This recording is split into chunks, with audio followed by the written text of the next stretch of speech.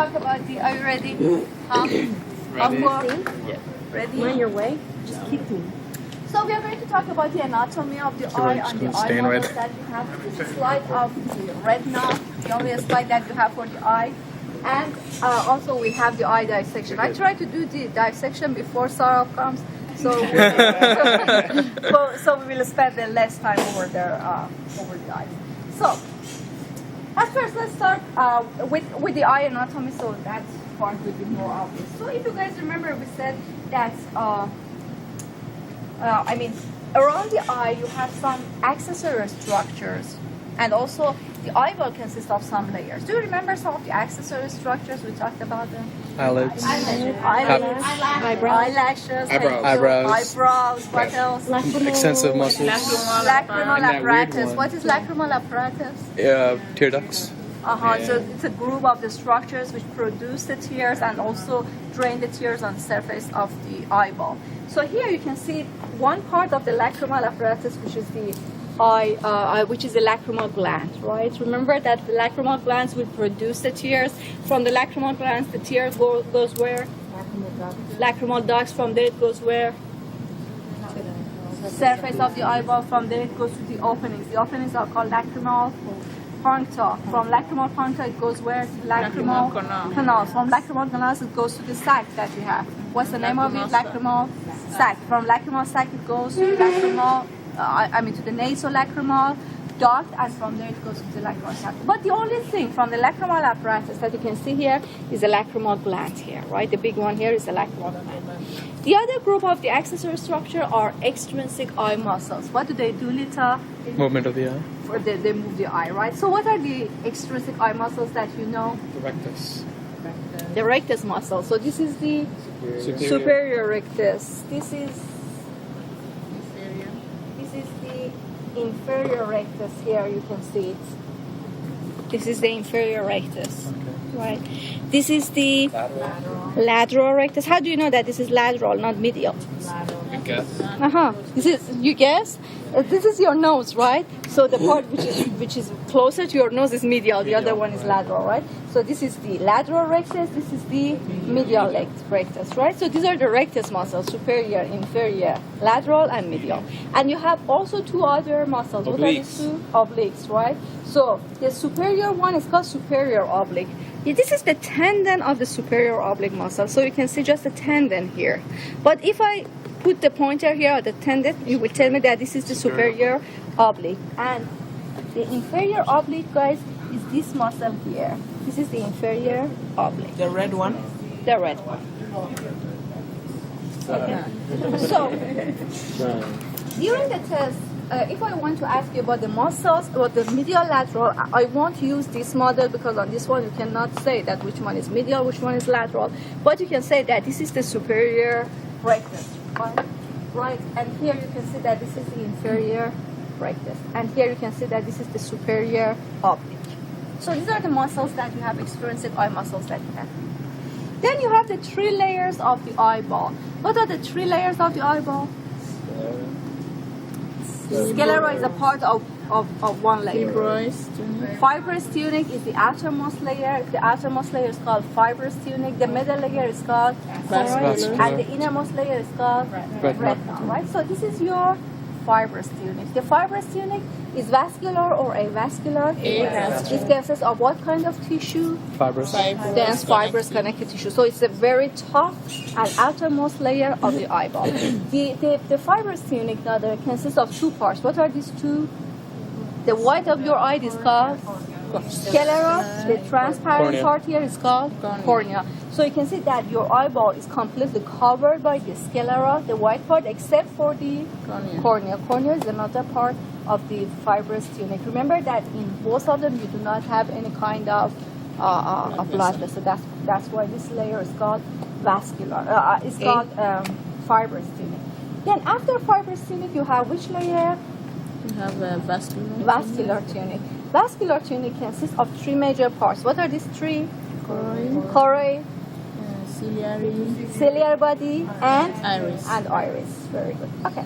So here, can you see this brownish layer here? This is choroid. Choroid is the very vascular layer that you have, and the major function of it is nourishment, right? So you can see that the white here is what? Sclera. Deep to the sclera, the brownish one here is the choroid. In the small one, in the small model that we have, all purple thing that you have here is choroid.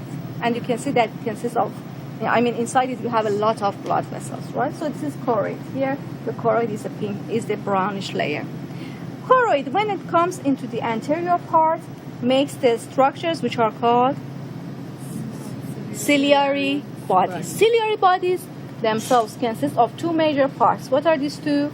Ciliary muscles. So these are the ciliary muscles. The orange, the red thing, I don't know.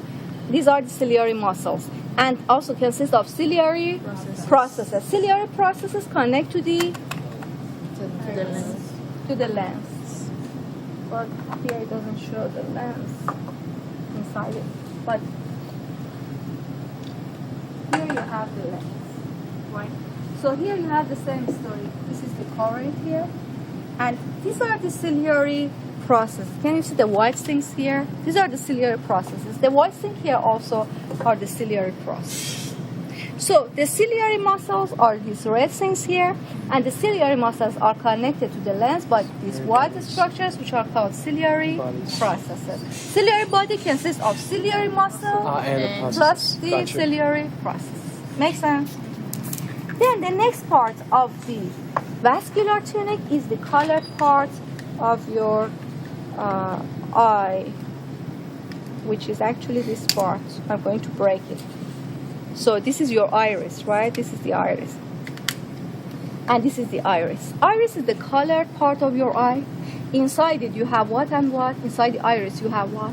Circular and radial. You have two groups of the smooth muscles, which are called circular muscles and the radial muscles. Circular muscles do what? Contraction. Change They the make shape. they decrease the size of the pupil. It makes the pupil smaller. We call it pupil constriction. The radial muscles do what? They get it larger. They make the pupil larger. We call it pupil dilation. So the major function of the iris is what? Change of shape. Changing the size Of the the size of the pupil. pupil, so they regulate the amount of the light which enters the eye. What's the major function of the ciliary bodies?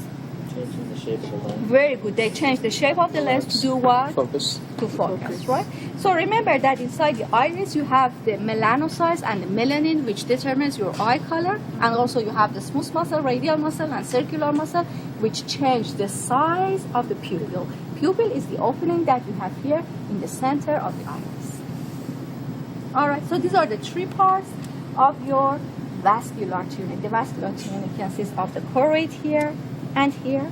It consists of the ciliary bodies. Ciliary bodies consist of ciliary muscles and ciliary processes here, right? And also it consists of the iris. Iris is the colored part of your eye. The innermost layer of the eye is the yellowish area here, which is called retina. Retina is the innermost layer of the eye that we have here.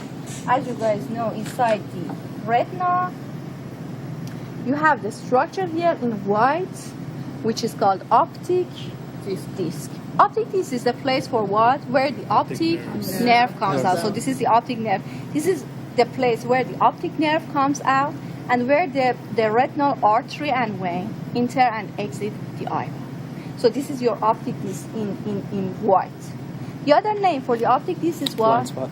Why blind spot, Sarah? Because we there's don't no- have any. Because there is no photoreceptor here. You guys know that inside the retina you have the photoreceptors. You have two kinds of photoreceptors. What are these two? Rods and Rods cones. and cones. Which one is responsible for vision in the bright light? Cones. Cones. Which one is responsible for color vision? Cones. Which one is responsible for your vision in the dim light? Rods. Rods. So remember that inside the optic disc you do not have any rods and cones. That's why we call it blind spot. The other region in the retina here is called central fovea. Inside the central fovea you have just cones. So you can guess that this is the place of the retina that you have the highest visual acuity here, because it consists just of the cones. You do not have any rod here, right? So this is the circle that you have here actually is the central fovea. Central fovea is located almost in the center of the retina, and it's the place of the retina that you have just cones. All right. So the whole pinkish area here is retina. This is your optic disc, this is the optic nerve, and this is your optic disc. I think that's all you need to know on the eye model, if I'm right. Yes? That's all. Guys, here even you can see the lacrimal sac. This is the lacrimal sac. The lacrimal gland is here. Look, this is a lacrimal sac here. And this is the nasolacrimal duct which goes inside the nasal sac. All right. Any problem? Yes, Andrew. If the optic nerve is all the way up here, right behind the eyeball, how come they say you can get blinded if you get hit in the back of the head? What is that? If you have trauma in the back of the head, it means that you have the trauma in the primary visual area, not necessarily in the optic nerve. The optic nerve goes all the way, you can see that, to the primary visual area in the occipital lobe. If you have, a person have the trauma here in the occipital lobe, he may have the problem in the primary visual area. That's why that patient becomes completely blind. And if you have the problem in the visual association area, what will happen? You will see, but can't tell. I see Janet, but I cannot recognize that this is Janet. But in that case, do you still know Janet? Like, would you still know who she is? You know. But you won't. I know that Janet is my friend, but you won't I cannot say that this is Janet. That's gotcha. That's what. All right.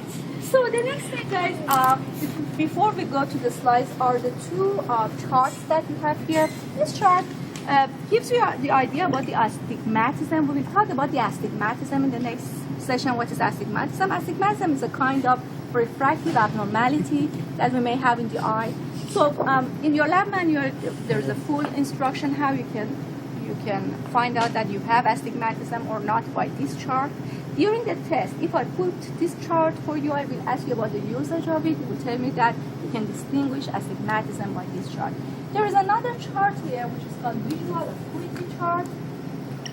Again, you have the instruction to see how you can measure your visual acuity with this chart. Again, in the test, if you have this chart, I will ask you about the function of it. You will tell me that this is the visual acuity chart, and the function is that you can measure your visual acuity by this chart.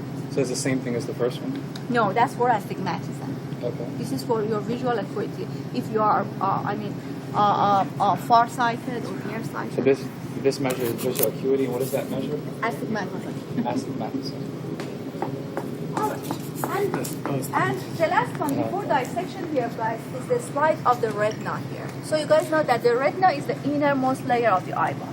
Retina itself, guys, consists of the outer part here and the inner part here. The outer part is called pigmented layer. This dark line that you can see here, just a dark line, is pigmented layer. We call it pigmented layer because you have a lot of pigments here, as you can see. And then the inner layer of the retina is called neural layer. We call it neural layer because here you have three groups of the neurons. The first group of the neurons are your photoreceptors. So this is the layer just next to the pigmented layer. Just next to the pigmented layer, this is the layer of the photoreceptors, cones, and rods. The next layer is called the layer of the bipolar cells because they are bipolar neurons. It means that inside the retina, when the photoreceptors take the picture, take the light, they make the synapse with the bipolar neurons, and they send the information to the bipolar neurons. Bipolar neurons make the synapse with the third group of the neurons here, that we call them ganglion cells. Unlike the picture that you have in your lab manual, here the ganglion cells are completely scattered, but you still know that these are the ganglion cells. So they make the synapse with the ganglion cells, and these are the axons of ganglion cells which make the optic nerve. So what's the pink stuff in between all of them? Which one? Like this? These are the blood vessels and the connective tissue that you have between these layers. But the thing which is important is that in this layer, you have three groups of the neurons. These are photoreceptors, these are bipolar cells, and these are ganglion cells. Guys, remember that this is your sclera, this is the sclera, the whitish thing here, and this is the choroid, the brownish layer here. This is the choroid. Just next to the choroid, this dark line this pigmented layer of the retina. Then you have the neural part of the retina, which consists of photoreceptors, bipolar cells, and ganglion cells. Any problem? No? Alright. So come to the Saurabh, are you ready?